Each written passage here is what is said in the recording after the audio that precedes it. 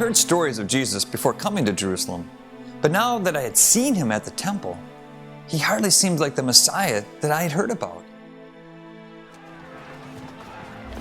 He was overthrowing tables and calling vendors thieves.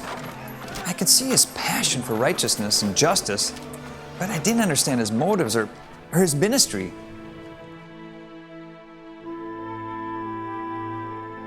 While other rabbis gathered prestigious students who were wealthy, Jesus chose 12 unusual men to disciple. I would call them rabbi rejects. No one wanted them, but somehow Jesus did. He called each of them by name. He made it personal and sought them out and said, "Follow me." I heard of another story of Jesus, how he was going to heal a sick child when a woman who needed healing of her own stopped him and touched him and grabbed his cloak or his robe. And although he was pressed for time, Jesus stopped and asked, "Who touched me?"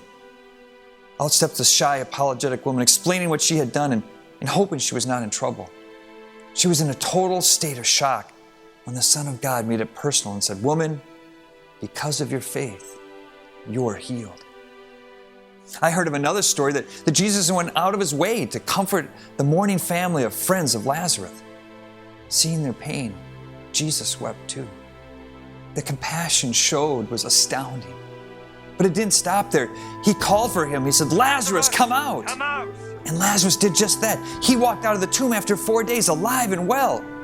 You see, he called his name. You can't get more personal than that. Think of this. If he would have just said, "Come out," a bunch of dead people would have risen from the grave.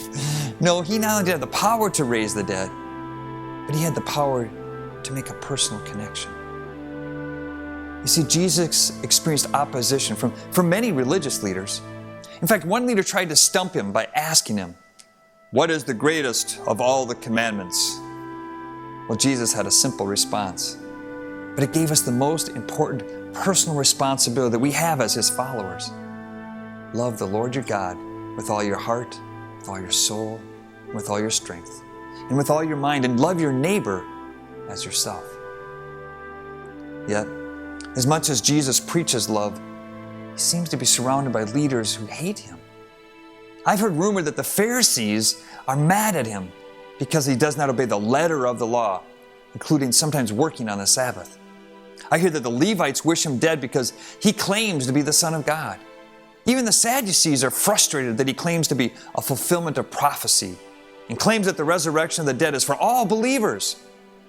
The Zealots, well, they seem to support him, but Jesus is not violent, and he doesn't even carry a sword or a knife. I'm not sure, but Jesus does not appear to be the one to lead a violent revolt against the Romans. This rabbi from Nazareth is a mystery, yet somehow I feel drawn to him.